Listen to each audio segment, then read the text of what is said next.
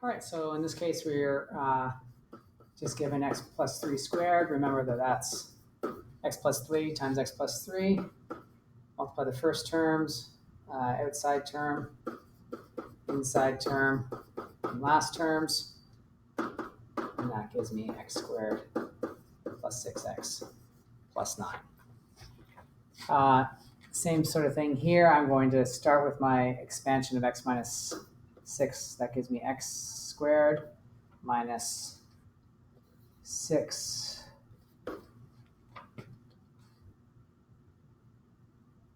x minus 6x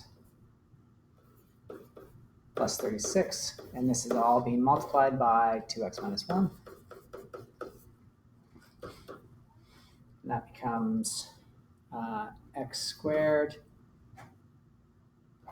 minus 12x plus 36 times 2x minus 1, or 2x cubed minus 24x squared plus 72x.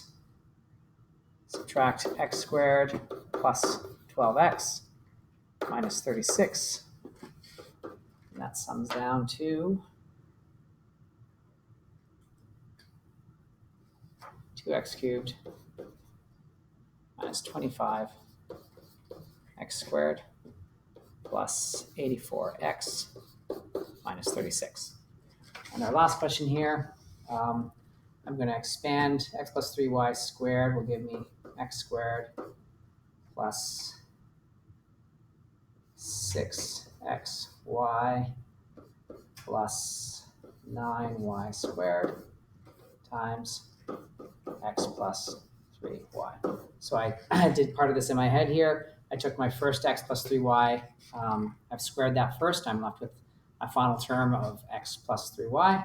When I multiply this out, I get x cubed plus 6x squared y plus 9x y squared plus 3x squared y plus 18x y squared plus 27y cubed. And that summarizes down to x cubed plus 9x squared y plus 27xy squared plus 27y cubed. What?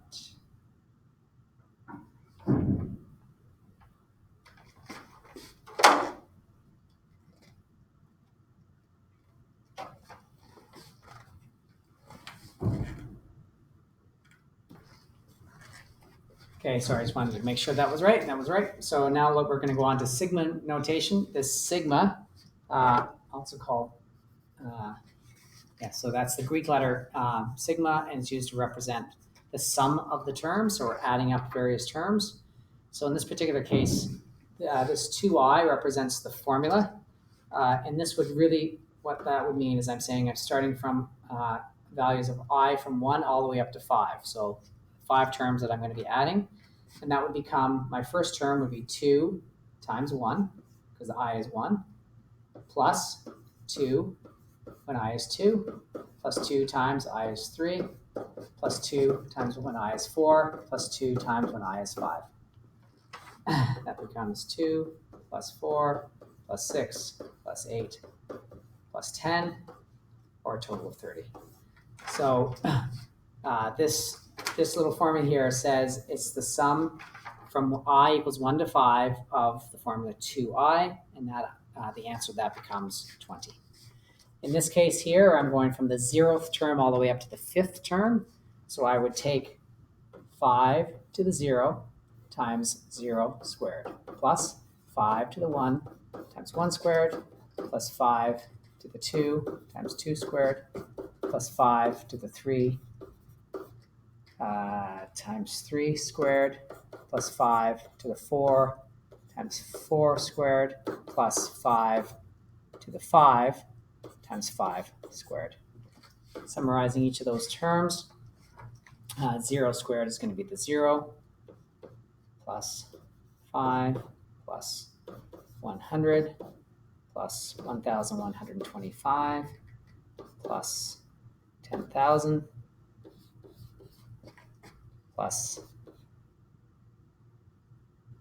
78,125. Add these all up and it gets 89,355. Write each of the following using sigma notation. So in this particular case, I've got 1, 2, 3, 4, 5, 6, 7 terms. I can see that it's being, each time it looks like the previous term is being multiplied by 2. So I'm going to say that this is my sigma, and I'm going to go from n equals 1 to 7. There are 7 terms. And since this being, each time it's increasing by a factor of 2, that's an exponent situation of 2 to the power of n. When n is 1, I get 2. When n is 2, I get 4. When n is 3, I get 8. When n is 7, that gives me the 128. You just need to kind of look at the numbers and think about how you're able to kind of create our formulas. In this case, and again, you got to also consider the possibility of maybe when n is 0. Sometimes it's going to start with n equals 0. Sometimes it'll be n starting with 1. In this case, I've got 1, 2, 3, 4, 5, 6, 7 terms again. So I'm going to got to think about what am I doing to my terms. Well, my numerator is just going up by 1, 2, 3, 4, 5, 6, 7. So that seems like a nice, easy one. In this case, let's say I'm going to use a different variable I. So it seems like I'm going up. If I starts at 1 and goes up to 7, the numerator would satisfy that requirement. And then in the denominator, it just looks like the denominator is 1 more than my numerator, so I can simply say that's going to be I plus 1. When I is 7, that gives me my last term of 8. All right, so then we're going to go on to the next page, and I'll do that on the next video.